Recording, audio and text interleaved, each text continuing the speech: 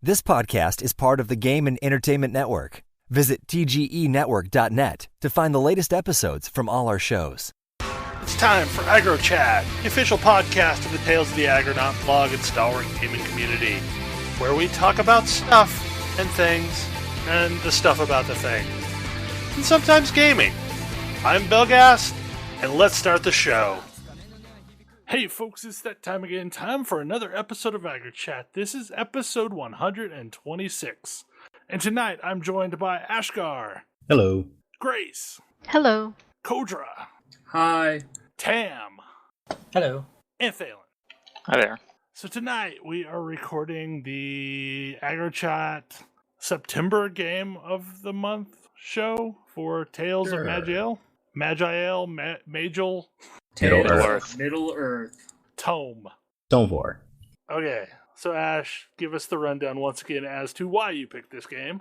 Right, I picked this. It's been in my Steam library for quite some time. It's one of the old roguelikes, really. It is, I think, slightly not older than me, and it's been around for a while, but it's the version on Steam is actually fairly modern. Like, you have more than just ASCII characters, and seems like there's a story, and so on and so forth. So I figured this would be a good choice for a roguelike to play. I feel like when you say modern, you need to say modern in quotes. For a roguelike, okay? It's been modernized. Yeah. This is more modernized than Dwarf Fortress, and that game's only like 5 years old. That's a completely separate category, quite frankly. Yeah. I mean, I've never played Dwarf Fortress, but I kind of lump games that feature characters as ASCII letters in one category. NetHack would be the game of that sort. Yeah, NetHack. Yeah. NetHack is the big name. There's another one on Steam, forgetting the name right now. The one with 3D versions of ASCII characters? Well, no. I mean, because that yes, one seems interesting.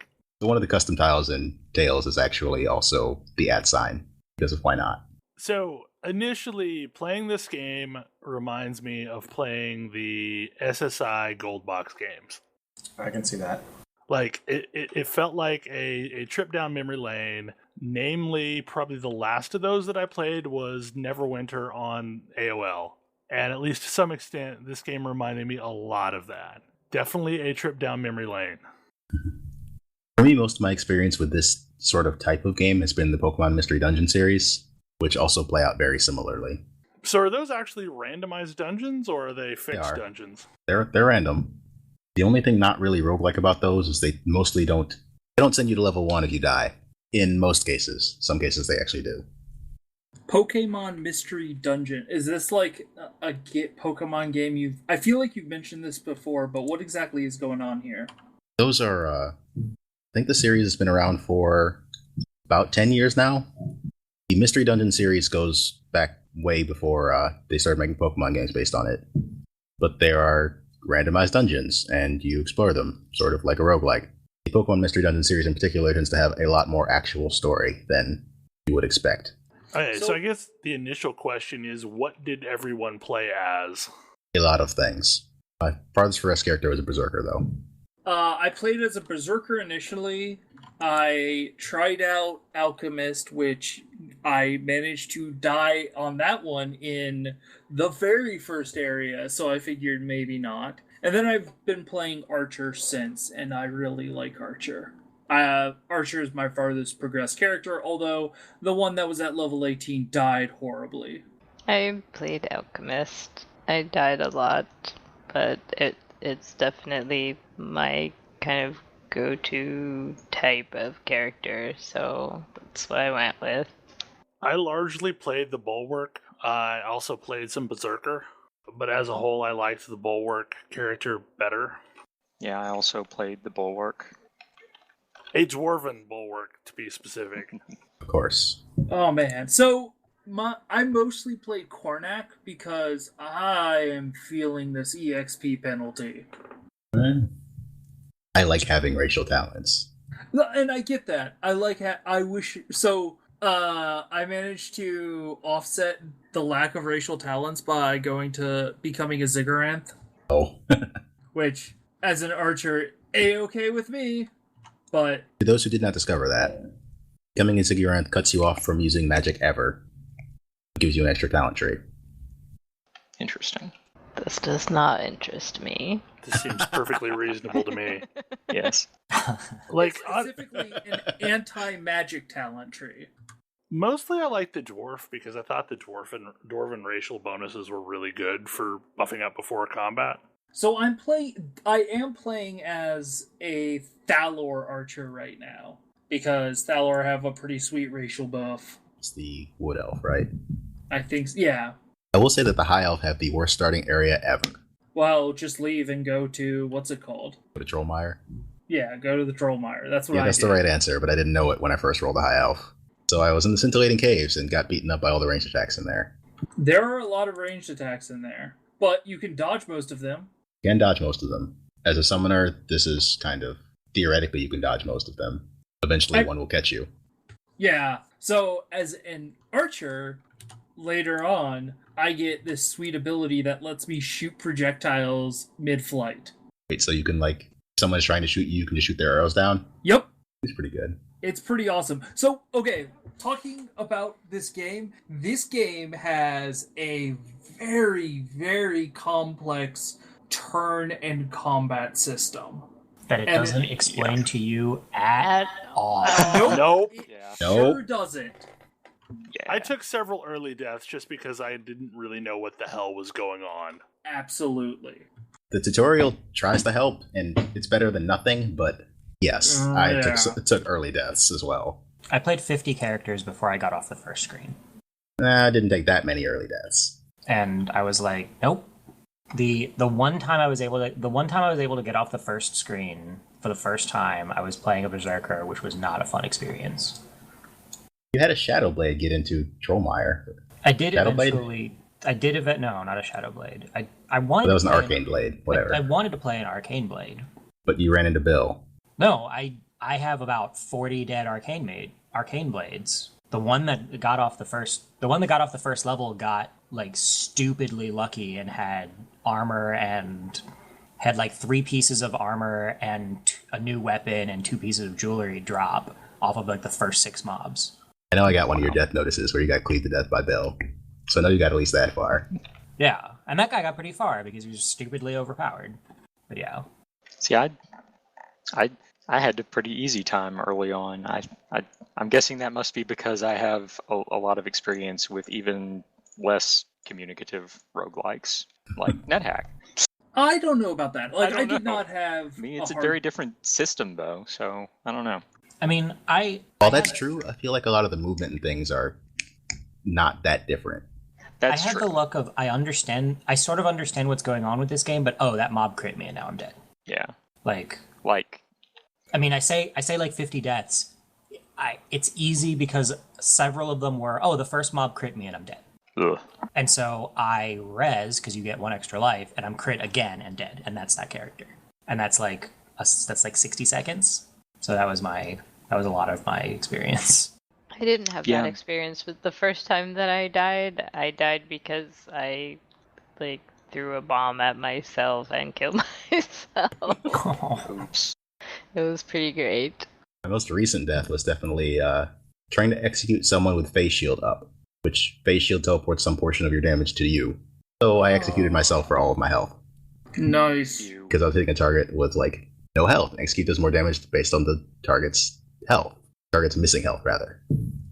My last death was there. One of the 10 to 20 zones has a temporal rift inside of it, and I was like, "This is my problem. Is I am a sucker for what's in the box." Yup. Death. Yeah. Death is in the box. I opened a in the lot of box. treasure boxes and died because bad things were in the treasure box. Treasure boxes, sealed doors. What's in the box? Although I will say, ability that I love is dig. Dig is how does awesome. Dig work. Dig just removes walls. It doesn't have to be anything Oh. particular. You can open up rooms just by digging through a wall. Interesting. You can't open the sealed rooms that way. Their walls are undiggable. But in a lot of other cases, you can get to something really annoying trying to shoot you from down a hall Yep. by just going around and digging through the wall. Yeah. So in NetHack terms, it's a pickaxe. which is one of the most important things to get in NetHack. Right. So, Well, you have to yeah. like actually get to have a a pickaxe. pickaxe. Yeah, you have to get a pickaxe from a town, but once you have it, it's freaking awesome. Like you can start using that to get around horrible things. I was about to say, I'm a ranger, so for the most part, I'm doing the shooting from range, and I like all of the walls where they are, thank you. Because creating choke points is sort of my thing. Also, I have the ability to, like, kick someone back 4 tiles or roll back 4 tiles, and that is the best thing ever. The other thing about this game is it's a lot of understanding what the items do is kind of tricky because there's a lot of stuff where because the systems aren't really well explained and because the wiki doesn't actually have a listing of all of the different stats, I'm just mostly guessing at what any given thing means. Yeah.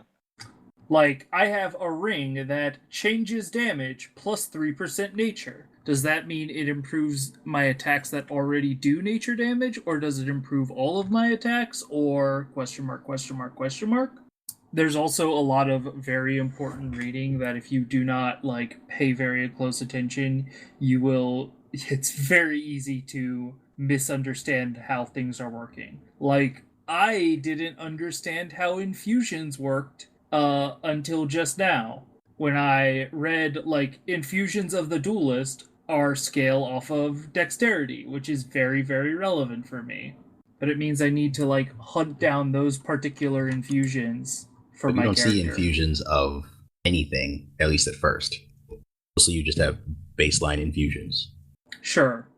I don't know. Yeah, I feel like I this find it was kind of nice I don't need to carry around a stack of, like, healing potions.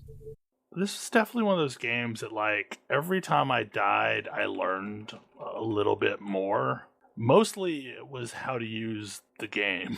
Like, it took me forever to realize that I could right-click my character and, like, cast buffs on myself that way. For me, the big discovery was, hey, this auto-explore function is useful. Oh, yeah, I just Yes. discovered Amazing. that today, and that was very important.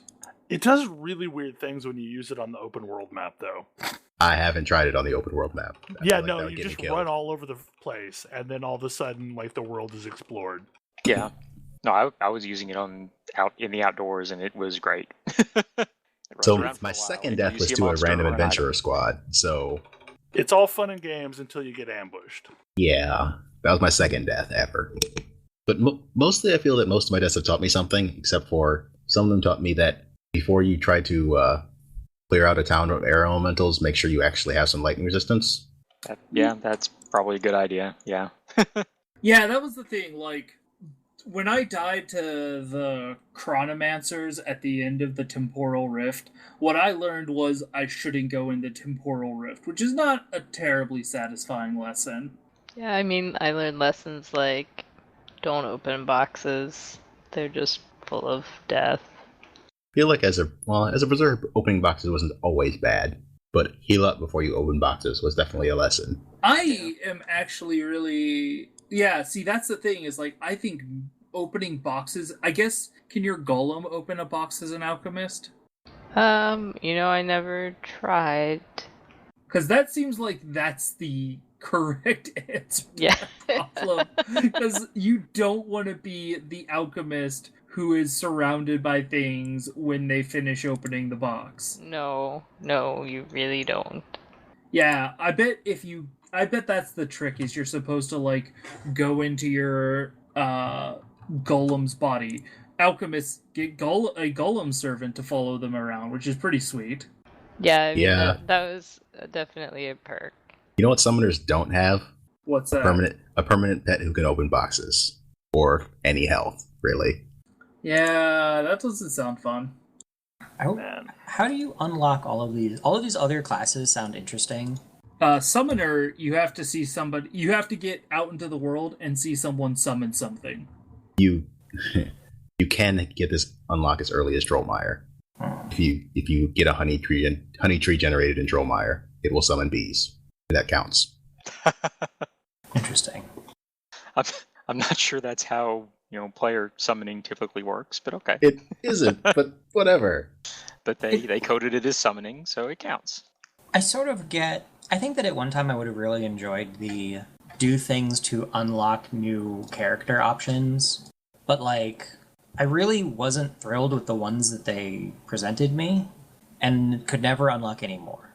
So one of the things I have definitely done with this game is once I figure out that, hey, how this works is I hit up Steam Workshop because this is connected to Steam Workshop and grab some races and classes to try.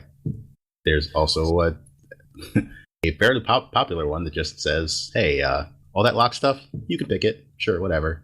Oh, unlock everything. Is there Doesn't one that actually do the disables unlock, Fog it of just- War? Probably, but I have no idea where. I haven't seen that one. Because, like, Fog of War annoyed me. Mostly because, like, I like knowing that I've explored everything in a floor. And I never really had, faith that I had really explored everything in a floor. Your found that if mini-map you- keeps track. If you hit Auto Explorer, like Z, I think, or whatever, it will, and you go from and it just takes you from the entrance to the exit and back and forth, then you've explored everything, I think. Well, so that works, except for when you are leaving shit on the ground because you have no encumbrance to grab it, and then it keeps bouncing you back and forth between the things you left on the ground. I maybe ran out of encumbrance quite often. Eventually, you get a chest that automatically puts everything into it and sells it for gold, basically, once you leave the floor.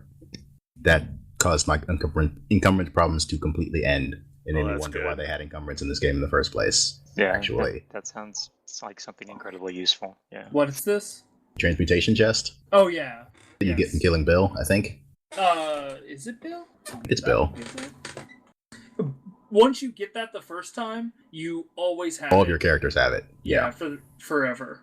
So it's interesting. You mentioned that it does have a story, and the story is interesting. The story is delivered in these big blocks of text, and for me, it's one of those things where I have died enough that I kind of get sick of the blocks of text because I'm just trying to get farther. I actually kind of liked how this. Well, for the most part, I liked how the story is told. Just kind of in little notes left around the dungeons telling you what went on here. And hints that some mages maybe have messed up something in the past in this world. Well, actually, you can walk around the world map and you can see what they messed up. So, thing that I found that was totally miserable was an escort quest. Escort quests in this game. The escort quests in this game. Oh, they're horrible. Like, the thing that you are supposed to be escorting is gonna go in a direction. You don't know what direction it is, and every time you take a step, it's just gonna wander off in that direction, whether or not you're with them. Yep. And it took me a bit to realize what direction they were going in, and by then they'd already died. I think I must have gotten insanely lucky then, because the first escort mission that I got, like, walked about 15 steps and then completed it. Oh, wow. No, You yeah, were like, very lucky. Like, oh, this wasn't so bad. like The from escort starts at the stairs, basically, and the portal is randomly placed. right. Like, the portal for me was, like, in the opposite direction I was originally going. And by the time I got turned back around and realized where he was gone, I got my failed escort quest message. There are also a lot of mods for various things to do with escorts on Steam, because people seem to agree that escort quests are awful. Well, like, escort quests are always, like, the armpit of MMO quests or any kind of quests, but this one's specifically bad. I feel like I have come a long way on escort quests in the past, 2 years, basically. Because I have had a chance to see escort quests that aren't awful. Kingdom Hearts has a few awful ones and a few great ones. Final Fantasy mostly has escorts that take care of themselves, except sometimes when they don't, like the Dark Knight one. It's a mixed bag, generally speaking, and this game has the awful end.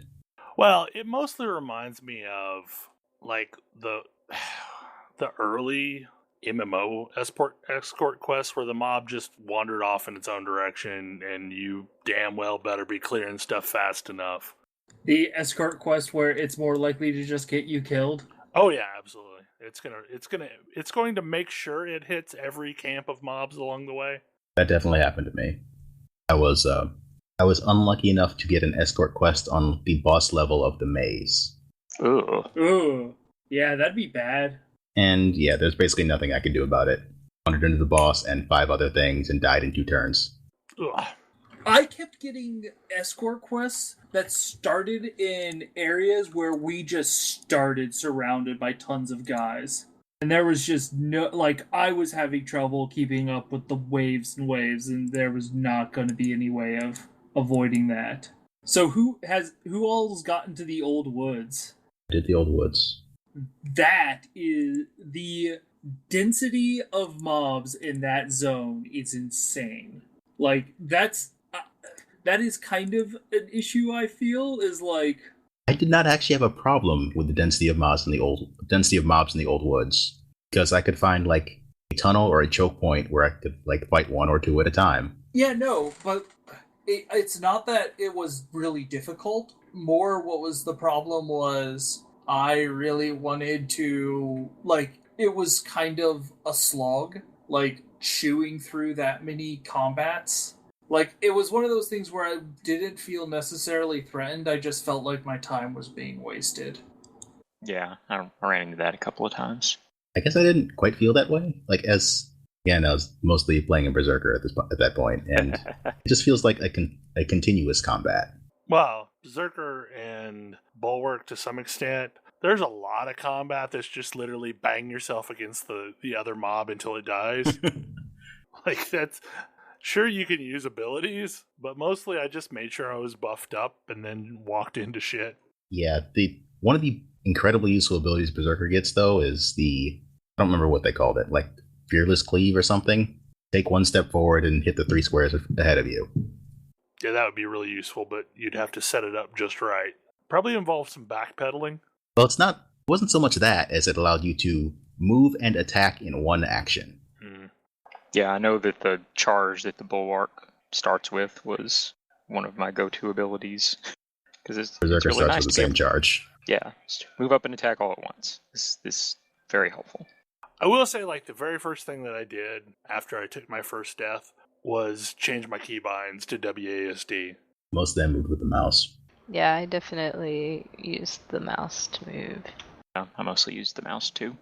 The only time I really used the mouse is if I wanted to attack on a diagonal, or to target, like, an ability that was like a line or something like that.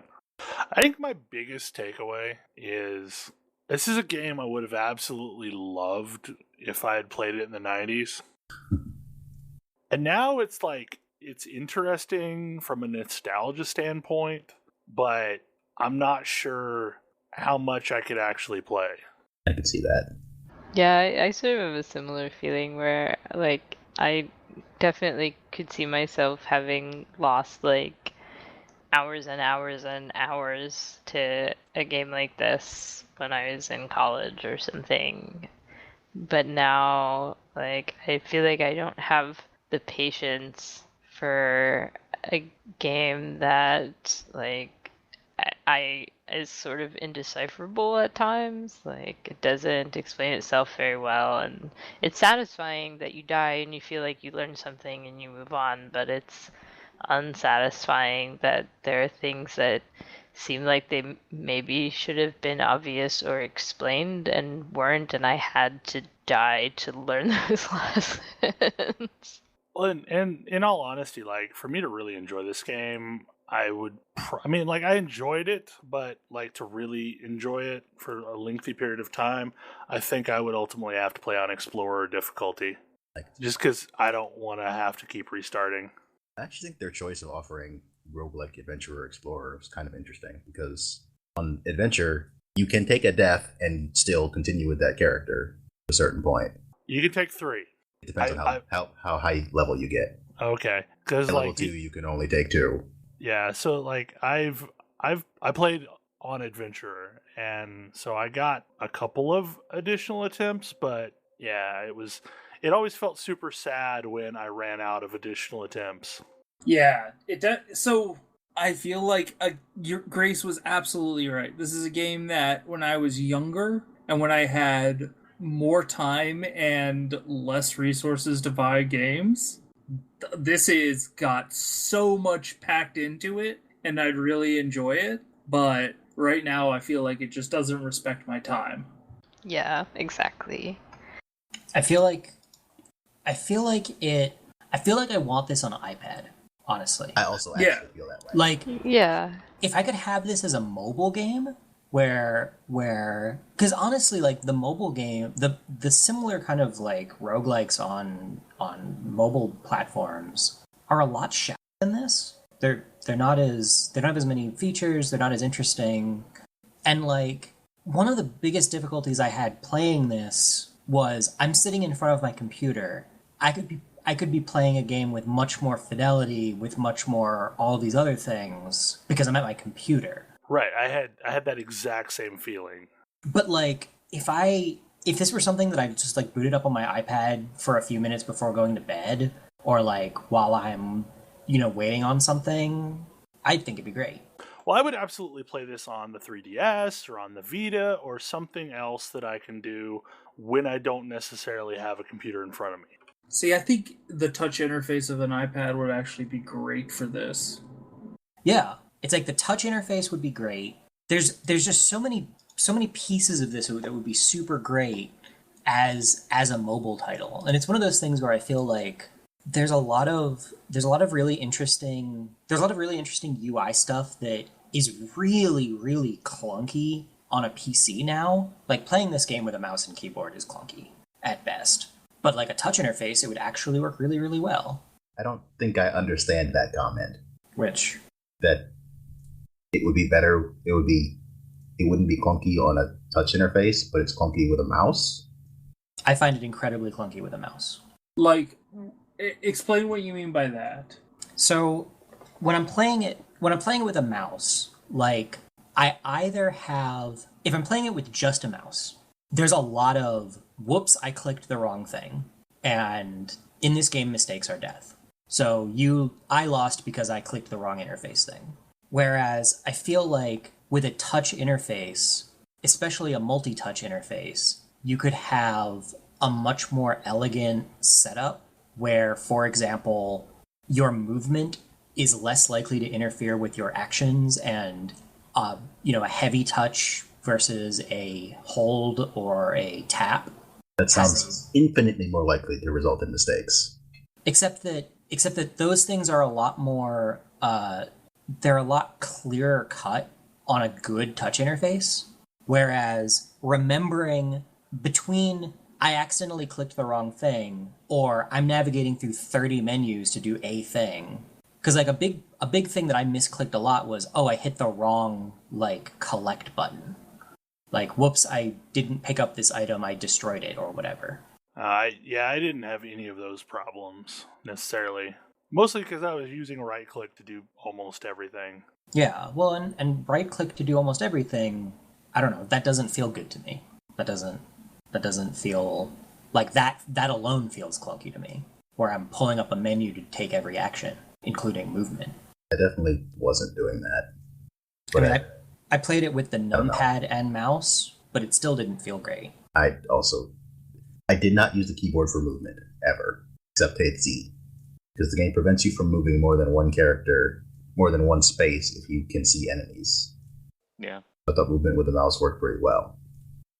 It never felt good to me. I don't know what to say. Yeah, I used WASD and then hotkeyed 1 through whatever for attacks. And then if I needed to loot something, I right-clicked on it. I was like Ashgar. I was using mouse for pretty much everything, and I think the only buttons I really reliably pressed were Z and R. I was definitely using my mouse for all of my movement, and I had my abilities bound to my Naga buttons, which worked beautifully.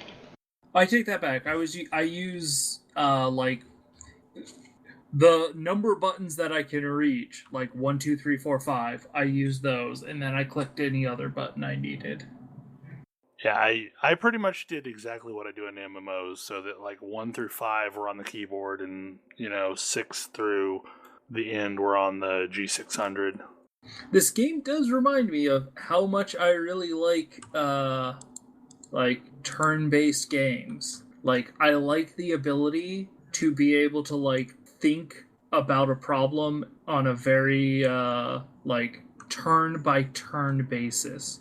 and try and come up with a solution. I think that might actually be part of my frustration, is that, and probably why I died a lot, was because I just wanted to like go and do things. I didn't want every single action to be this laborious process, this laborious puzzle to unsolve.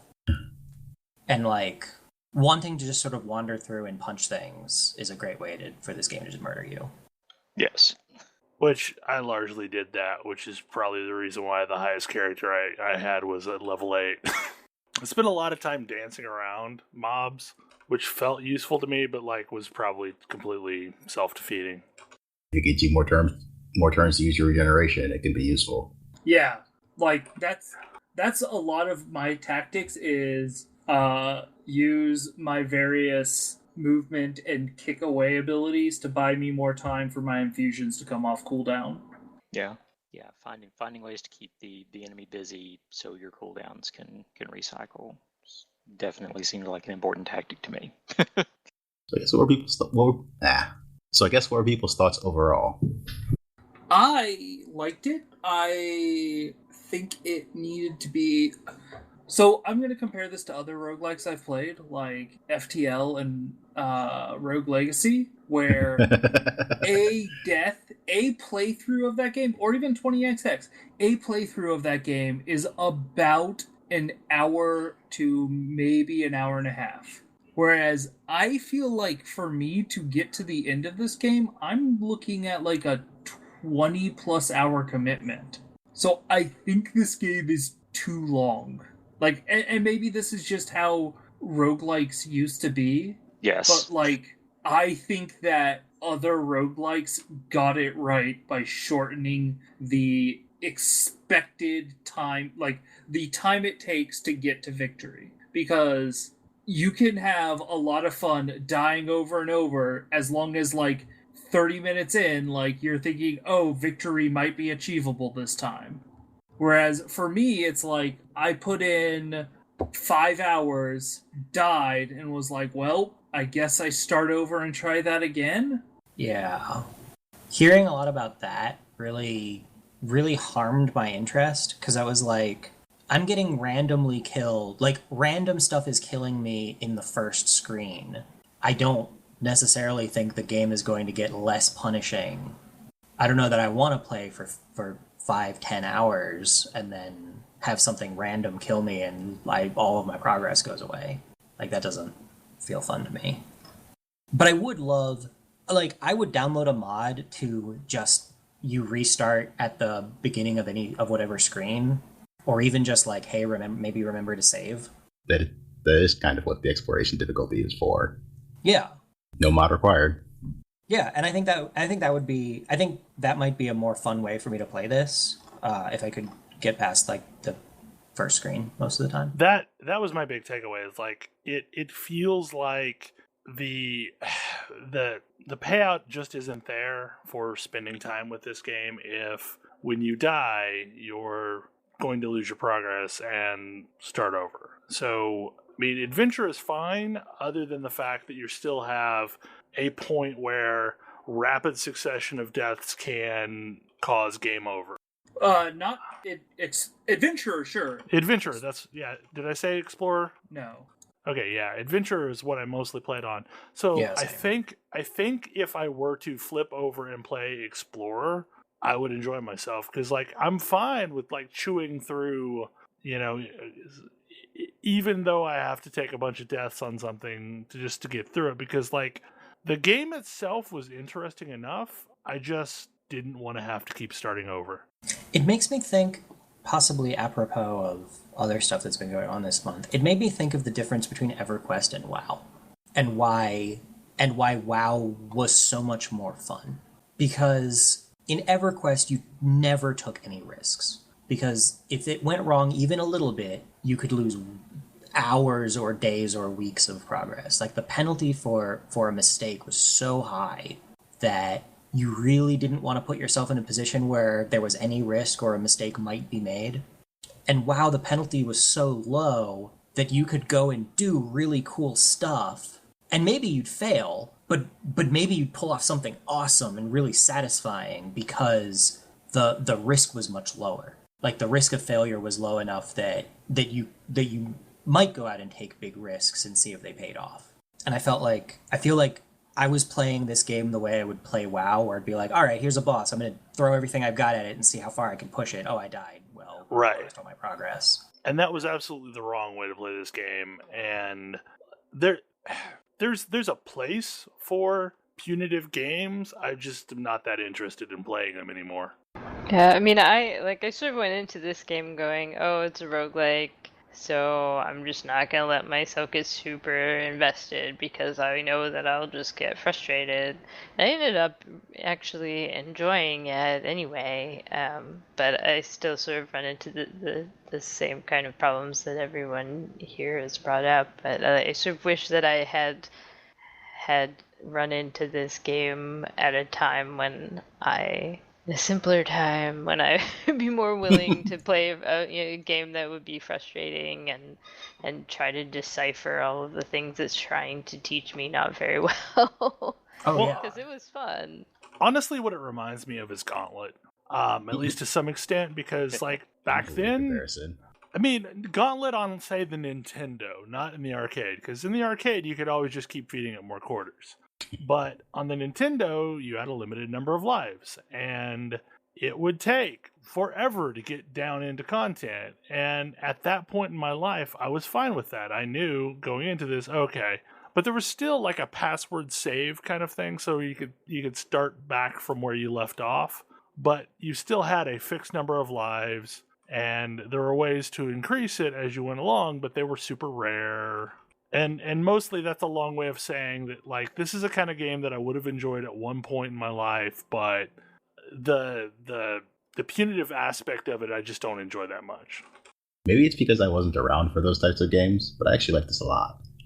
It is a little weird that adventure is kind of fun.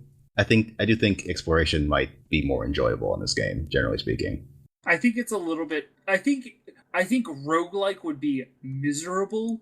I think adventure is interesting, but I think this game it needs to dole out the lives like maybe twice as fast as it does. Lives are at level what? 1, 2, 5, 7, 14, 24, and 35.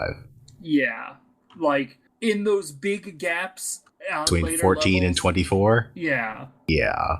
It's not like it's getting less likely for you to die. And I think my thing is, like, I don't think it's unfun. It's still a fun game. It's just, it's a deeply nostalgic game for me, and it's hard for me to view it through other eyes. Yeah, I recognize this as a game that younger me would have just been obsessed with. Yeah, absolutely. But I also played games like this when I was younger. And I think that's it. It's like, this is a game that it's an experience that I've had before. Mm-hmm. And, I mean, there were a lot of games early on that were like this. And these were also the kind of games that you always quick saved before you did anything. Because you knew you would have to roll back probably and, load from the last save, because that was how you experimented. You saved, and then, if it went to shit, you had a save point, right before that to fall back on. Yeah, you might play the same segment, the same 3-second segment a few hundred times just to get right. Yeah, just to see what was the way that turned out the best. And we had that discussion during Undertale where that it made fun of that instinct. Yeah. But I'm so used to autosaving being a thing in games that I didn't even save during any of my times. Well, does this game even have a robust save feature that I thought this game autosaves for you constantly? Yeah. Unfortunately, it saves again when you die. Yeah. That's what I was kind of getting at. But you could technically, just quit if you think you're about to die, and you'd have your save at the beginning of the level. Oh, interesting. So it's the NetHack model. Yeah. So I really enjoyed this game, and hopefully at some point I will have more time to, actually play it more in depth. But then I'm also someone who has played a lot of NetHack and, ascended multiple times. So when I'm in the proper mood for it, I can invest a lot of time into a game like this. I have noted that the months of the games I picked seem to be the months in which we find some MMO to play. Because my very first month was when Heaven's Ward came out. I am curious. Is NetHack does NetHack have abilities like this game does? No. No. Okay. NetHack has very simple classes. Yeah, it's much more straightforward. I mean, if you play a spellcasting class in NetHack, then there's the whole finding spell books to learn spells and that, which honestly you can do with any class. It's just, with a class that isn't meant to be a spellcaster, the spells aren't going to be lots and lots of use to you mostly. A couple are. But NetHack is mostly based around identifying the items you find and finding the right items and using them in the right combinations to deal with the, awful situations that you can find yourself in. Got it. Yeah, no, that's the thing I do like about this game is that it does have a pretty interesting, combat system. And this is sort of above average for this era of roguelike. Yeah. The combat system is far beyond anything I had seen in another roguelike. Yeah. This is something why I wasn't really into NetHack was because NetHack was not a very deep combat system, I thought. Well, I felt like I had a lot of options. It's more about the items. Yeah. And this game is definitely not about the items since it doesn't have consumable items and also doesn't have negative items. Okay, so That's here's a big plus. Here's a line of thought, and I think this is part of what's holding me back from really, really, really loving this game or wholeheartedly, is when I played this kind of game, it was largely because this was how I could get my dungeon crawling fix. This was the way. This was the fidelity that games had, and this was all there was. If I wanted to play a dungeon crawling game, you played a game along these lines. And I was happy to do it because it was the only way I could do this on a computer or a console or, whatever sequence of events that we're talking about. But now I have so many ways to scratch the dungeon crawling itch. And I think I've found ways that I enjoy more, if that makes sense. Yeah, that does make sense, because you're right. For the longest time, the gold box games that you mentioned, that was as close as we could get to D&D on our computer. That was it. That was as good as it got. And now, we have, hot and cold dungeon crawlers coming out of every orifice. Gross. So, from a nostalgia standpoint, I can absolutely appreciate that this is probably the best NetHack type game that I've seen, but it's still a NetHack type game. Yeah. I still think I would play a ton of this were it not on a platform in which I play other things. You may not agree, but I would play this on iPad constantly. Did you try out Pixel Dungeon when Ash linked that to us a while back? I looked at it. It didn't feel quite the same. Pixel Dungeon is more in the style of NetHack. It's much closer to NetHack, yes. Yeah. Are there any good games like this for mobile? Do you consider Pixel Dungeon a good game? I don't know. I've not even looked at Pixel Dungeon, so it's probably the best example on a mobile platform. Okay. My only fear with a mobile version of this is the setup seems really long for a mobile device. Because at least the way I play mobile devices, it needs to be something I can hop in almost instantly and within 5 minutes feel like I experienced enough to move on. I think that's largely because I don't have a lifestyle that gives me commute time where I can actually, use a mobile device we're really talking before bed, if anything. Yeah. I really appreciate a game that gives me a bunch of interesting choices off the bat. Another game that it sort of makes me think of, Risk of Rain? Yeah. Where, I bet there was a character that I would have enjoyed playing in that game if I could have unlocked it. But not being able to unlock it meant that I couldn't find the character that I enjoyed playing. And I felt like the characters here were different enough that the same kind of thing might happen. I just tried it with a Chronomancer. And I was like, oh, okay, this actually makes more sense to me, and what I'm doing makes more sense. I've only played the classes I've actually unlocked, so I haven't tried Chronomancer. but I also downloaded a bunch. So I tried weird things like there's a version of Cursed called Werebeast that I found sort of interesting, but less effective than, well, basically, it didn't have a good answer for getting surrounded, and it was a melee class. Yeah. Does sound problematic. And I could see that eventually I would get one, but not early enough. Whereas Berserker gets their cleave at option. You can take it as starting at level 4. I find it's extra frustrating in the kind of game where you know you're probably going to have to die a few times and start over, to have something that is a necessary tool that you won't get until you've leveled back up a bit again. Ugh. Wow. So I've been playing through my run right now, and Ash, did you get to the end of the Sandworm dungeon? I did. I just had to call that fight off because apparently we were fighting in the middle of tunnels and they started collapsing. Yeah, that place is awful.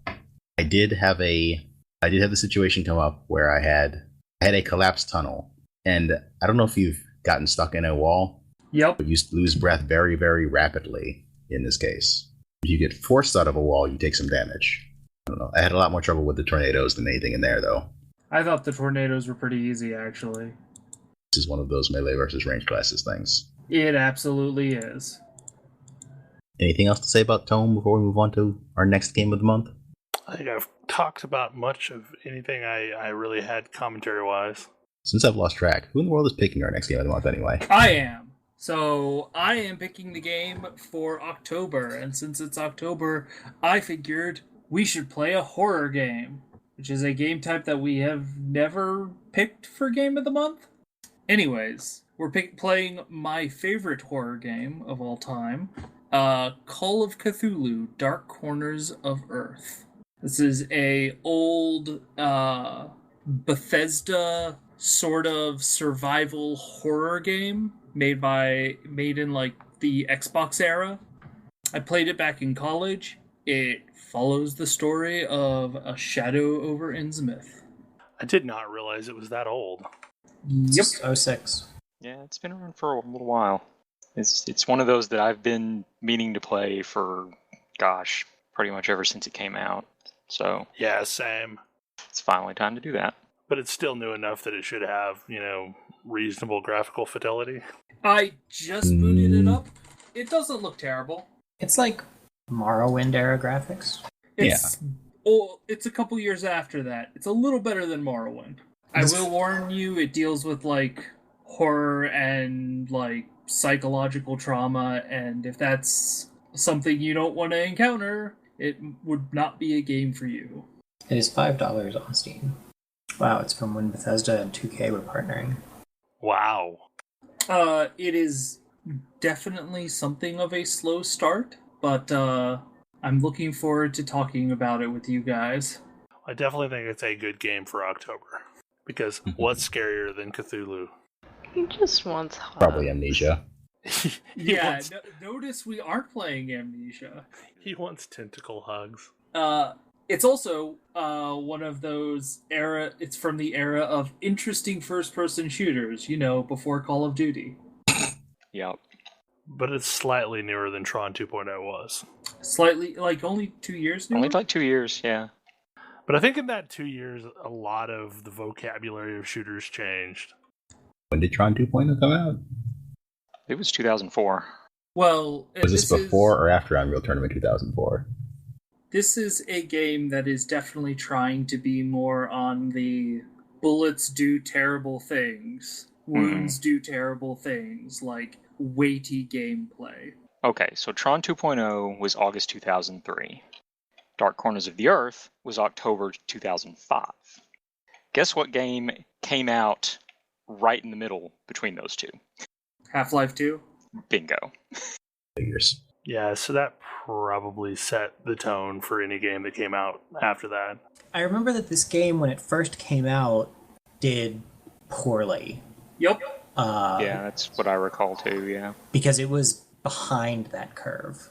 It's one of a handful of games that, if memory serves, came out right in that window where Half-Life 2 came out and blew everybody away, and then a bunch of games that had been in production before Half-Life 2 kind of trickled out, and they were usually rushed. A lot of them were rushed out. I'm thinking of like VTM Bloodlines, Yeah. and such like that. Like, I'm expecting it to honestly control kind of like Bloodlines, and that's perfectly reasonable, I think. I would point out in Bloodlines you are a vampire, right? Yes. So in Bloodlines you're probably expected to be good at the thing you're doing. In this game, not necessarily. My point being, this game is definitely more along the lines of you're in over your heads, and the gameplay will let you feel that. You're a Call of Cthulhu investigator. You're a Call of Cthulhu investigator. Right. I mean, like, Call of Cthulhu is all about avoiding combat, not getting into combat. Yeah, the Bloodlines comparison is more the like time mechanical. it came out mechanically. Yeah. Although I would point out that Bloodlines is also about being in over your head, and you're good at a thing, depending on what you chose, and you're Sadly, really bad at other stuff. This being a first-person shooter, my rules for how to win at Call of Cthulhu will not be applicable. Stay at the back of the party, keep your eyes closed, burn every book you find. Never read anything. It may look like a lunch list, but it can totally not be. Nope. Don't read it. Anyway, so yeah, that'll be interesting. Any final thoughts before we wrap things up? I'm glad he didn't pick Amnesia. Same here. Kojo, you didn't make it very far in Amnesia, right? I'm pretty sure he didn't. Yeah. Sorry, 15 minutes in. I got Amnesia as part of the potato sack, as I recall, and I booted it up and let it sit on the intro screen long enough to earn the potato or whatever for it. It's one of those games that I definitely want to play. That's a very weird ARG. But anyway, hopefully you enjoyed the show, and I'm curious if anyone else played Tales of Middle-earth, because that's really what the game is. And more importantly than that, what your feelings about NetHack / rogue style games are, since a lot of our discussion centered around that. Anyway, hopefully you enjoyed the show, and we will see you next week for more normal discussion-y type stuff. Good night. Good night. Good If night. we ever do that. Good night. Good night.